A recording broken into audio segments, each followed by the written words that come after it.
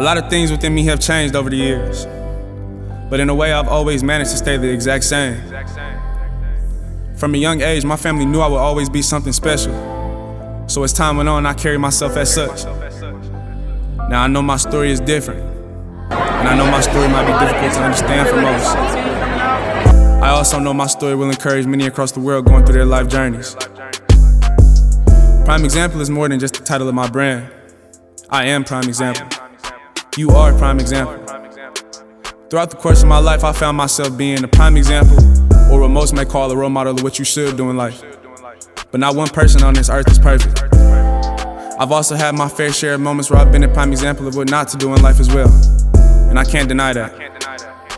Now the only way I can tell my story is to give you the raw and uncut version. So here you go. My name is Daniel Combs. Play that back 5 seconds so you remember my name. I come from a big small city in Hayward, California, where I've seen, heard, and experienced it all. I was raised in a single parent household by the strongest superhero of them all, LaToya Simone Combs, where I was given game, wisdom, and the truth about life. Although my mom's never missed a beat, there's still certain things a mother can't teach her son about being a man. So I can also say I was raised by my older brother DJ as well, the main reason I ever picked up a ball in the first place. Now this is probably the case for many people who have older siblings. We look up to them, we look to them, and of course we admire them. But for me it was a little different. I idolized my older brother. I wanted to be just like him in every way possible, and I started by playing sports. Sports took me on a journey I can't say I was prepared for, but to this day I've loved every part of it. Over the years I battled with injuries, academics, depression, and most importantly I struggled to find a balance between life and hoop. Whenever I would have a lot going on in my life, I noticed that my game would be off most times.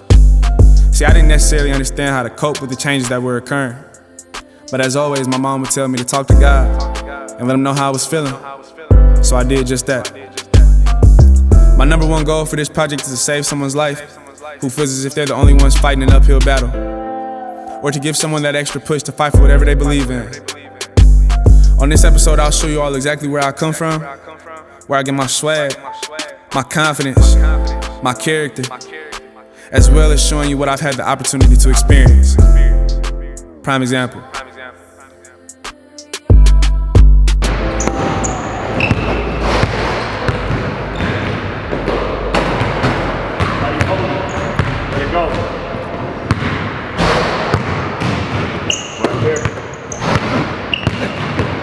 I've been Daniel's coach since about 6th grade, coach trainer.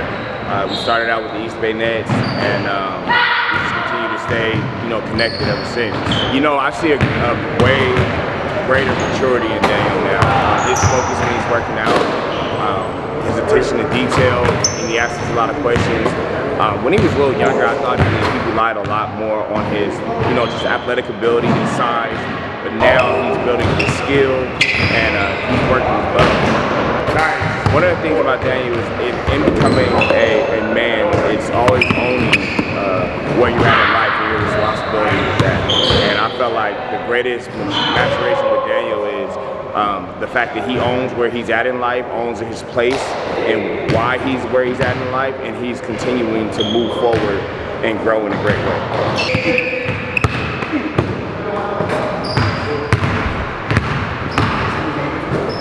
Daniel's pretty strong in who he decides he wants to be, and I think a lot of kids and even adults don't take pride in being who they are.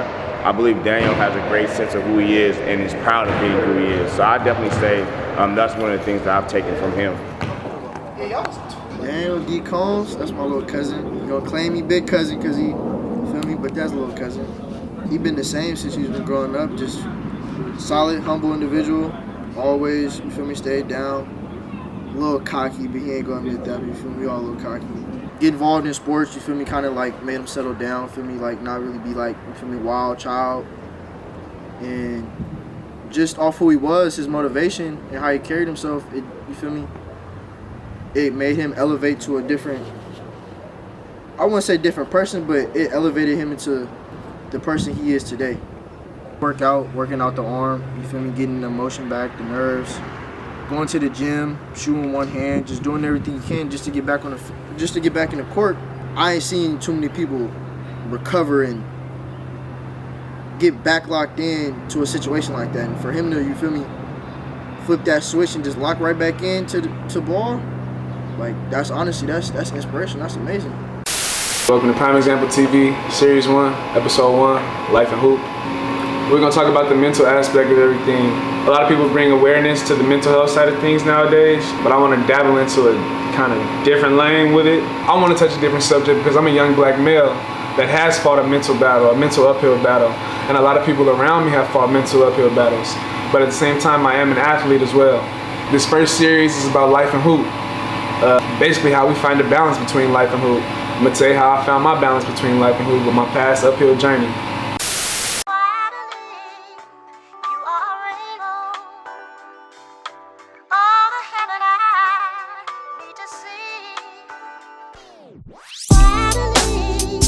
My name is Latoya Simone Combs, and I am Daniel's mother. So I had Daniel. I gave birth to Daniel when I was 28 years old, and I was in graduate school actually. I'm DJ. I'm Daniel's older brother. I like to call him my little big brother. He's so big, or whatever, tall.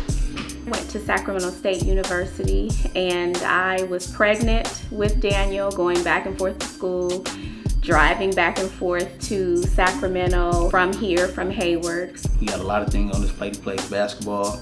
He's in school, so you know that takes a lot of discipline for him to do. Daniel it was like two sides to him. He was quiet, he was laid back. You know, he was born with a little frown on his face, a little wrinkle in his forehead. He wants to be successful. As you know, you can see that now with what we're doing right now. Looking around like, what is going on? Or like, you know, just kind of looking at people, giving them a side eye. But as a toddler, he was very animated and extremely intelligent. He's disciplined. You know, I would call him disciplined. He got a lot of things on his plate. He plays basketball. He's in school, so you know that takes a lot of discipline. He's funny. He's kind. I like when he teaches me about basketball and sometimes teaches me about school. Because he has always been determined as a child and as a person, period. But especially when he was a little kid, you know, he would see something and he just would go after it, and he would keep trying until, you know, he was able to get it or he was able to do it. I remember it was a point in time where he was feeling down, and he didn't know if he wanted to play basketball or whatever. And you know, but he overcame that. He's still playing. He's working harder. I've seen him. He's bigger, he's stronger, he's faster. Trying to teach himself how to ride the bike, a big kid bike, no training wheels or anything like that. And so he picked the bike up, and I said, oh, well Daniel, why didn't you ask somebody to help you? And he said, well, I didn't need any help. I wanted to do it by myself. So that's another thing that I've learned, you know, about Daniel. Sometimes, and this is with people, period. Sometimes you just have to let people get up and learn things on their own and do it on their own and in their own way. I shot in his arm, and I know he had to, you know, work out the kinks in his arm to get back to, you know, the level of that he wants to be at playing basketball. Try to give him, you know, the wisdom of the situation, or not just my opinion, but you know, I'm a believer in Christ, in God. I brought him up to be the same, but you know, he has his own path, has to walk his own path with that as well. Having a little brother, it's a lot of times, you know, well, for me and him, it took me a while to see him as a grown man and to see him as his own person. You know, I saw him as a little kid for so long, and so you know, as he's gotten older, me and him have you know, we've kicked it up and had a few conversations where he will like point out something that I've taught him, like a life skill, or you know, some type of you know, something that I've taught him when he was younger. He'll point that out to me. Anything else that's fun for you? What else does he do that's fun? He teaches us basketball. He teaches you basketball? Wow. Finding a balance between life and hoop was nowhere near easy. My most recent uphill fight was probably the most hectic for me.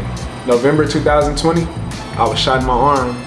Normally by November, we would be in basketball season. Basketball season would be full effect, but we all know COVID, everybody had their decisions to make with playing during the COVID year and all of that. So I found myself in places that I probably shouldn't have been. But you suffer the consequences and we take it to the chin and keep going. During that time when I'm shot, I'm not knowing the severe, like, you know, how serious it is. I suffered real bad nerve damage in my dominant arm. I struggled being able to, I had to learn how to use my hand again. I had to learn how to brush my teeth. I had to learn how to eat with a fork, spoon, anything, all over again. Chin up, chest out, keep going. My rehab carried over into 2021. I say by March, I was able to dribble the basketball again. I was able to do a layup. I was able to just be in the gym again, like consistently. It did something, because anyone that's dealt with an injury, you know, it's probably more mental than it is physical. So I was able to get my mind right, because for the longest time I was down and out, couldn't hoop. I'm an athlete. When your sport is taken away from you, you know that athlete depression, injury depression, you know how it comes and you know how it goes. So the whole year of 2021, I'm revenge tour. I'm coming back stronger than ever. That's all I can wrap my mind around. But at the same time, I'm playing with some real talented dudes. All the guys can go, they can hoop. Still can't feel none of this in my arm. To this day, I can't feel my forearm. Nerve damage is still there. But you know, I'm out there, I'm competitive, I'm a dog. That's how we get down, we playing, no matter what's wrong with us. So I spent the off season trying to get prepared for the 2021 season. I spent time in Texas working out with some pro guys. I spent time Arizona hooping, chilling with Reed. I spent time at the crib working out with the guys as well. And all this time I'm thinking, man, I'm getting ready. Whole time I'm not even knowing, I'm spiraling downhill, man. I haven't even noticed that the signs are showing that I'm about to crash. So I'd say end of summer, August comes. I'm prepared to go back to school. A lot happens with the school that I'm going to. Coaches move around, a lot of stuff. I began to question, is something I want to do? Am I really about to be a basketball player for the rest of my life? However it may come. I'm telling one of my closest friends, like, man, I don't think this is what it is for me. I don't think this is what I'm supposed to be doing. I'm going to practice feeling sick to my stomach. I'm not dialed in how I normally would be dialed in. And this is something that I really love to do, so you gotta imagine. Prime Example has always been something that I hold close to my heart. It's actually something I came up with literally just messing around, like being a prime example.